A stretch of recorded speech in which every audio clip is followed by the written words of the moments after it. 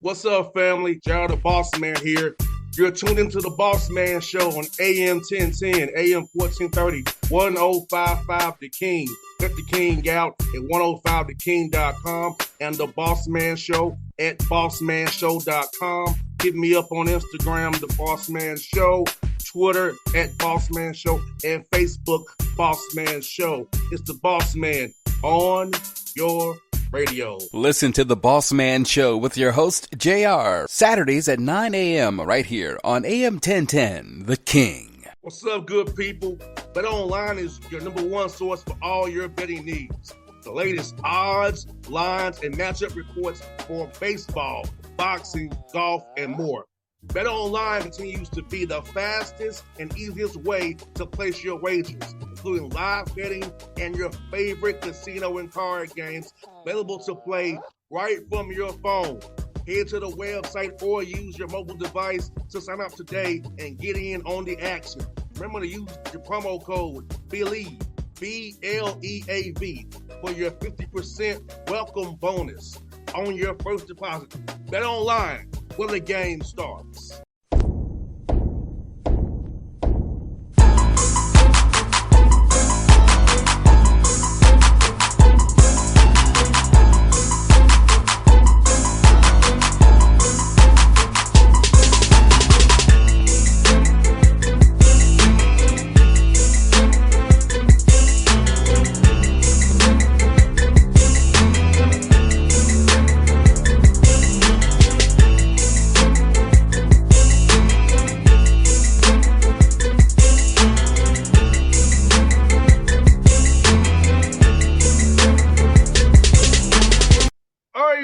Back on the Bossman Show, a friend of the show. You see the WKU behind him is Coach Steve Lutz now in Western Kentucky. The Hilltoppers out of Bowling Green, Kentucky. Coach, how's it feel to be in BG, man? Oh, it's great, man. Wonderful day. Bright, sunny.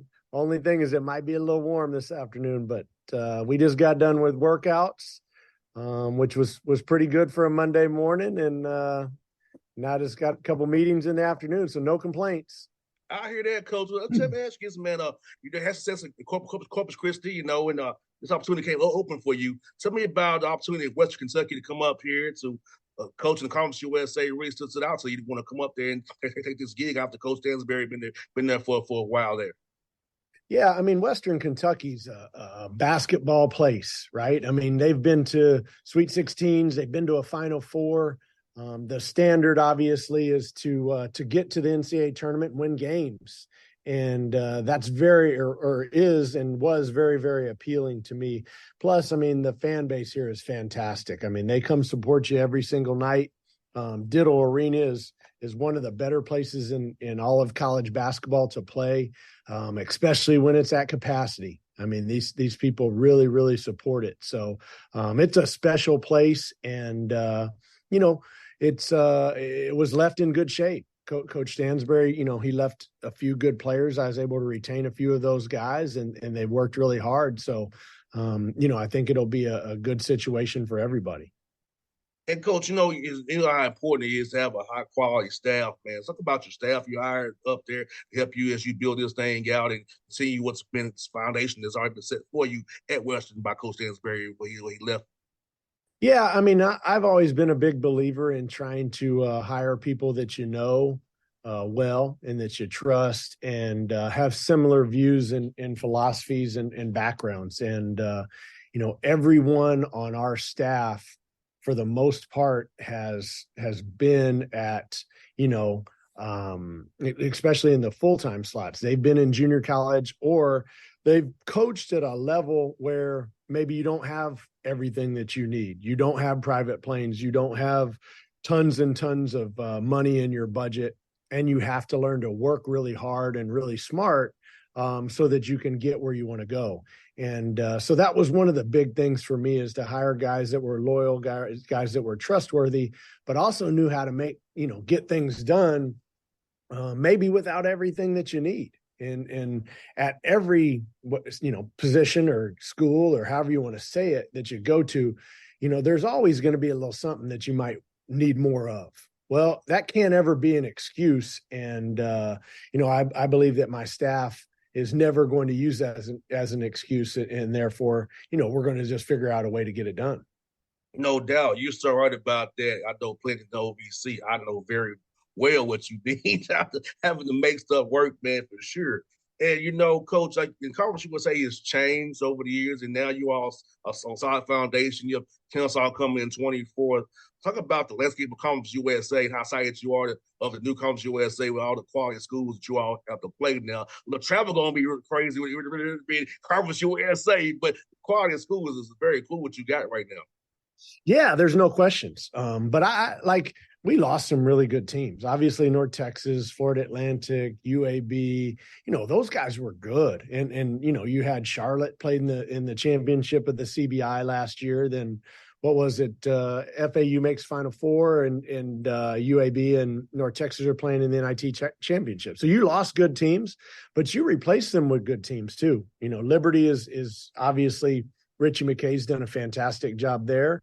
New Mexico State's a storied and a very proud program, and Jason Hooten will do a great job there. So you've added good pieces to it. But with that being said, I mean, whether those teams had stayed or the new teams came in, our job is still the same. The Western Kentucky fans deserve, and they want to win the league, and they want to win the tournament and then go to the NCAA tournament. And that's our goal every single year. And, obviously that's our focus every day.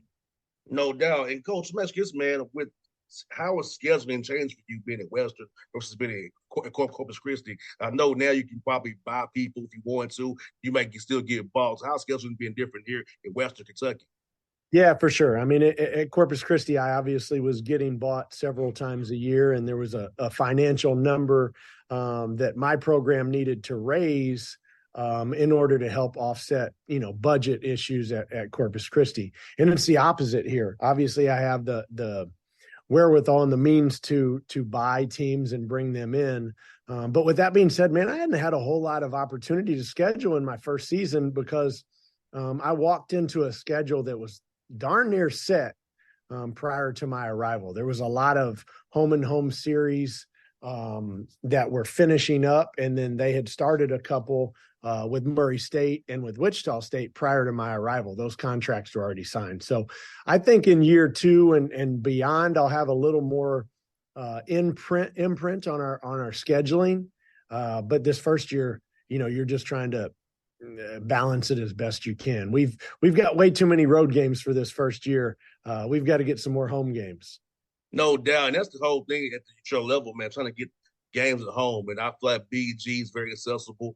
You get on a flight to Nashville, drive up there on a bus, you're good. So, and the environment is great up there. So I feel like teams should want to come play you at Dillon Arena and come to Nashville for a night or two and come up there and play you, see what happens. Yeah, for sure. And, there's obviously a lot of great programs in and around us, right? I mean, you come play over at UK and then play us, or play Vanderbilt and play us. I mean, there's a lot of opportunity for teams to come in and get to play 2 quality teams in great venues. And I'm probably assuming that maybe I'm wrong. I'm assuming probably you and MTSU are travel partners probably. They probably do that too. They want to do that as well. Yeah, for sure. Although it doesn't look to me like we have traditional travel partners thus far. And I think absolutely once we get Kennesaw in, that will be more of the case. But this first year we don't. But yeah, I mean, Middle Tennessee is 100 miles down the road, and they call it 100 miles of hate. So, it would make sense for us to probably travel with one another on the road. Well, Tennessee State, we hate them too, Coach Lutz. Tennessee State, we hate them too. That's funny. We're the real TSU, Tennessee, not you. Gotcha. We hate them too, man. Yes, we call that the 30 miles of hate. Understood. Yeah. You walk into a new job, you don't understand everything, and we're at the Conference USA meetings, and Nick McDevitt, he's telling me all this. I'm looking at him like, really? Like, we got to wear a certain uniform, and y'all wear a certain uniform, and this and that. And he's like, oh yeah, coach. Oh yeah. I go, well, if that's what we do, then that's what we do. Let's get it on. 100%, man. 100%. Let me ask you this, Coach Lutz, man. How's it been meeting these young men, man? I know you're big on relationships, man, and building that bond with young men. How cool has it been meet these young men, become their coach, bring guys in, get them working out up there, man, and getting the feel for who these young men are as people, actually in person. Yeah, no, that's what you do it for, right? I mean, ultimately, we all are going to bring in probably a new roster almost every year, just because of the transfer portal and guys leaving and coming and going and all that kind of stuff. So, to me, that's what's fun is you get a group or a collection of young men, right? And those guys each have different personalities, they have different skill sets, they have different agendas, and so you've got to build trust with them and then kind of, I don't want to say break down the walls, but you absolutely have to figure out a way to motivate them to do what's best for the team versus what's best for them. And that's a lot easier, or a lot harder said than done, right? I mean, a lot easier said than done. So to me, that's the fun part and the hard part all in the same time. But we've recruited good kids, guys that I truly believe deep down inside, they want to do what's best for Western Kentucky. They want to get to the NCAA tournament and show the world how good they are. But that doesn't mean that every single day we have that mindset. So, we have to fix that each and every day, or recalibrate that a little bit every other day. How funny is seeing, all these guys think they can play, right? And they want to play. How's it been seeing them compete against each other in workouts and compete to get better, be in the gym to try to get ready to compete for minutes come August here when school starts? Yeah, no, it's fun to watch. I mean, obviously it's crazy because we recruit all of them. And when you recruit them, you're telling them the truth, but you're recruiting them. So part of recruiting them is accentuating what they're really good at. Well, you still got to find your way once you get to that university, right? And on that practice floor. So through the recruiting process, you may say, hey, well, we've got 2 guards or 3 guards. And one of you is going to start, one of you is going to back up, and the other, man, you're going to have to figure it out. But then they get out on that floor. And, just as males, you're trying to size up your competition and you're trying to go at them and establish a little bit of hierarchy, if you will. And so that's fun. It's fun because you get to see who's competitive, who's not. And then ultimately, you got to figure out, okay, I have, maybe somebody that's a little more talented than the other guy, but the other guy, he's more about winning, or vice versa. And then you've got to figure out what's best for your team and which combination works best together as well. So it's like building it's like putting puzzles together. Building teams is kind of the same thing. And that's always something that has intrigued me and has been fun to me. So I really enjoy that part of it. I think my problem, coach, sometimes I was over competitive. I went too hard sometimes. Somebody's telling me you went too hard. You used to be too competitive. Because I'm trying to beat you to go get to the door. I'm trying to beat you to get to the that's just how I work. Because my dad's a coach, and so my dad from day one, like from peak. That's all I know. So I had a hard time turning off sometimes. That was my issue sometimes, coach. Hey man, I like those guys. I like those guys a lot. I'd rather have you turn it off than me trying to help you turn it on, if that makes sense. It does. It's tough. It's tough when you got to motivate people to compete and work hard. That's not the way I was raised. That's not the way I'm wired. So I expect everybody to walk on the floor and be like, hey, we're going to get it today. I'm going to outcompete you. And if I outcompete you, then man, good things are going to happen for me. Good things are going to happen for the team. But once you get guys to be able to think that way, you're going to have a really good team most of the time.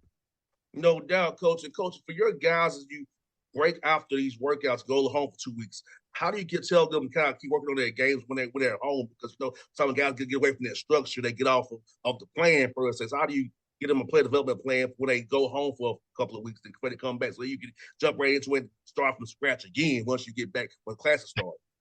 Yeah, for sure. Like I don't know that I have the answer for that one. You try to recruit good players and good people that are self-motivated, right? And so if you do that most of the time, those guys are going to be intrinsically motivated to continue to get better. And the really good ones, like the guys wired like you that are ultra competitive, man, they're going to work even harder during that time so that when they come back, that guy that maybe took off a few days, man, I'm going to kick his tail and I'm going to separate from him so that I get to play more. But with all that being said, I also want them to get away and go enjoy their families, because basketball, especially Division I college basketball, man, it's a long season.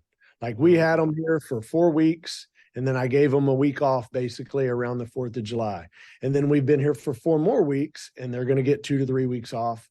And then, we'll be back on the 21st of August. We'll start school, and they won't get another break till October. I'll give them a couple days off for fall break. But then once fall break hits, or finishes, I should say, there ain't no more time off. Like, we should still be playing in March and April, right? That's what you want to do. And so, you're going to get a few days off for Christmas, but that's it. So it's a grind, and you've got to manage that in August as well. You've got to be able to look all the way through to March and April versus killing them in August. And Coach, I'm gonna tell you the grind of what I'm on right there, Coach. You're my 8th interview today on a Monday. Yeah. Yeah. And it's only what, 12:45 your time. So you're doing it today now. And I have 4 more after you. Wow. That's how I'm wired, Coach. I don't care if it's a Monday. Let's get it. Let's interview people. You know what I'm saying? That's how I can't, even in this role, almost 40 years old, I'm still competing every day. Yeah. And you got to have energy, man, right? You got to have energy, because if you go into that, well, you're on 8. So if you go into number 10 and you're low energy, it's going to be a bad interview, right? Yeah. So you got to bring it. So much, it's never going to be that way. I love talking to you guys all day. Yeah. I love it. Yeah.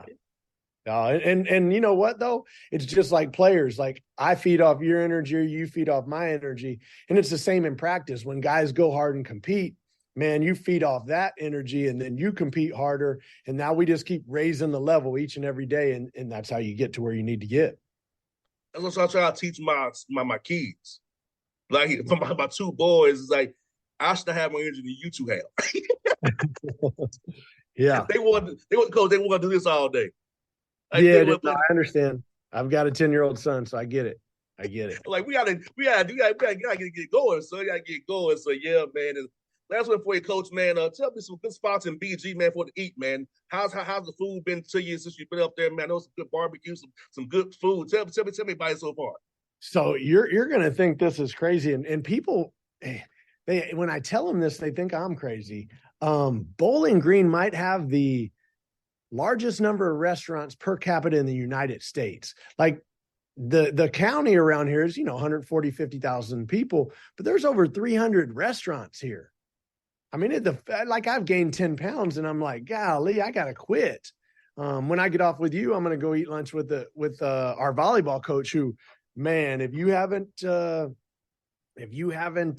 watched women's volleyball and watched Western Kentucky, you're missing out, because he's one of the best. And I've been around, Kirsten at Creighton, and I've been around Coach Shondell at Purdue, and those obviously are fantastic coaches, but Travis Hudson's big time. But anyways, back to your question, because I like to eat, I've got plenty of places for you. I mean, if you're asking about a steak, last night I ate at Tony's Steakhouse. I mean, it's a version of Jeff Ruby's. I mean, it's fantastic. Montana Grill is really good. Rafferty's is good. There's a little deli spot called Griff's. There's Mexican food. There's barbecue. Shogun for hibachi. I mean, and that doesn't even, that's not even talking about Cracker Barrel or Cheddar's or Outback. So, man, we got plenty to eat for you. Got plenty. Man, I'm gonna come see you on Thursday, man, and see what we got to do when I come up there, man. Because like I said, you're nothing but an hour from my house in Nashville.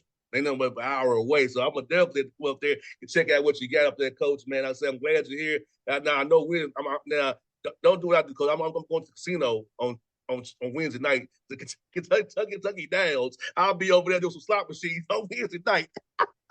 Yeah, just make sure you don't hit the Mint on your way over to campus. The Mint's kind of halfway between Nashville and Kentucky, right there on the right, coming up. Yeah. Yes, sir. Yes, sir. So, yes, sir. So, yeah, I'm gonna do that a little bit on Wednesday night, but I'm gonna come see you on Thursday, man, for sure. When I get through with my plumber here, so I'm ready to see you Thursday, Coach. Come up there and see what you guys doing up there, man. Okay, sounds good. We'd love to see you, Bobby. All right, Coach. I'll see you, buddy. All right, man. Appreciate you. All right, man. What's up, good people? Bet Online is your number one source for all your betting needs.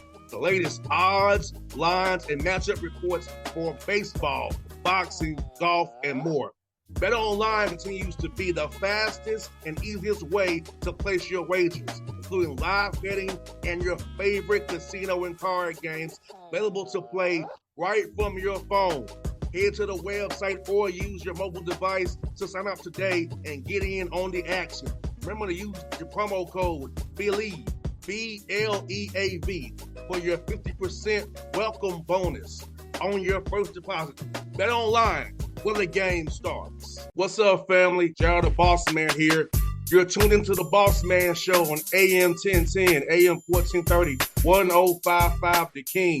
Check The King out at 105theking.com and the Bossman Show at bossmanshow.com. Hit me up on Instagram, The Bossman Show, Twitter at Bossman Show, and Facebook, Bossman Show. It's the Bossman on your radio. Listen to the Bossman Show with your host, JR, Saturdays at 9 a.m. right here on AM 1010, The King.